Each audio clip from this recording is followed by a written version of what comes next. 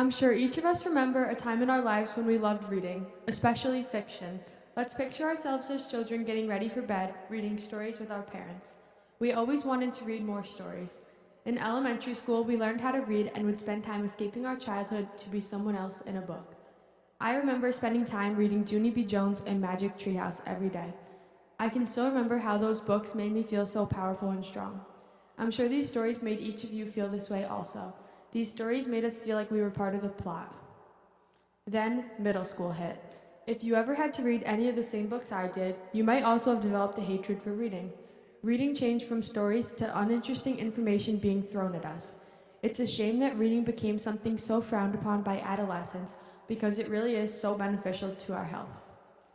My relationship with reading rekindled at the beginning of the pandemic when I had so little to do and so much free time. One day, after I'd watched my millionth TikTok and finished my 10,000-piece puzzle, I decided to pick up a book. I remember the book exactly. It was called Strangers Assume My Girlfriend is My Nurse. A man named Shane Burkaw wrote a story about his experiences having spinal muscular atrophy and how strangers assume that his girlfriend is his nurse. I got to take a step into his perspective, which allowed me to sympathize for him and all he's gone through. I spent my summer camping and I sat outside by the fire reading story after story. I quickly realized that reading for pleasure is very enjoyable when we're reading books we choose instead of books such as The Omnivore's Dilemma, Macbeth, or Lord of the Flies. I've spent a lot of time in the past year reading and exploring new books outside of school, and it is my hope that exposing each of you to the benefits of reading can increase your chances of reading for fun also. When people choose a book to read, chances are we choose a fiction story. Surprisingly, reading fiction is actually more beneficial than reading nonfiction. It came as news to me also, and I'm sure it will take a little bit of persuading for you to believe it too. Fiction is when we're reading things from another person's head, and it takes us right inside the character's emotions, so we're seeing it from their perspective. Fiction is the sort of reading which is often thought of as the most pleasurable, but many think it's a waste of time, although there are many studies disproving that it's a waste of time. In 2013, there were a series of experiments done by two New York psychologists, David Kidd and Emmanuel Castano. They took people and asked them to read short passages from various types of books. Some of the books were nonfiction books where we read about the events happening, but not very much about the people in them. And the other books were fiction, when we read things from the perspective of the characters in the book. After that, the researchers got the people to look at a series of photographs of people with very strong facial expressions, and they were asked to judge from the expressions alone what they thought was going on inside these people's heads. This is a standard test for something called theory of mind, which is the human capacity to comprehend that other people hold beliefs and desires, and that these may differ from one's own beliefs and desires. It allows us to step outside of our own heads and see the world for a bit from other people's point of view. People who read fiction books had a significantly increased theory of mind because books stimulate your mind and improve your imagination. It opens up worlds to us because it allows us to imagine what it's like to be someone else doing something different. People who don't have a high theory of mind often have a diminished social life because they find relationships very difficult. Having no ability to step outside of yourself harms you. In turn, reading fiction can actually increase our personal relationships with those around us, while also stimulating our minds and helping our imaginations. Some researchers from Emory University in Georgia decided to see if they could actually see what was going on inside the brain while reading books. We already know from the earlier study that people become at least temporarily more sensitive to other people's feelings once they've read a fiction book.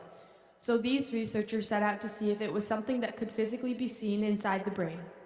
The researchers had a large sample of students read a passage of what was selected to be a particularly engaging and exciting fiction novel that was driven by the thoughts of the characters in it. This novel was called Pompeii by Robert Harris, if you wanted to try the study on yourself. And before you ask, no, I have not read this book myself. They had the people read just 30 pages a night for 5 nights in a row.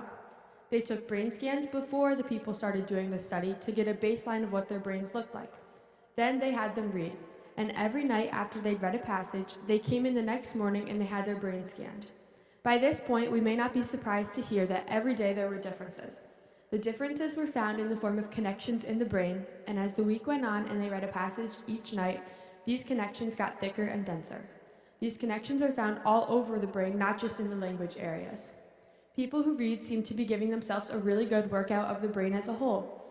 The brain scans looked a lot like what we'd expect to find if these people had lived the events in the story that they were reading about.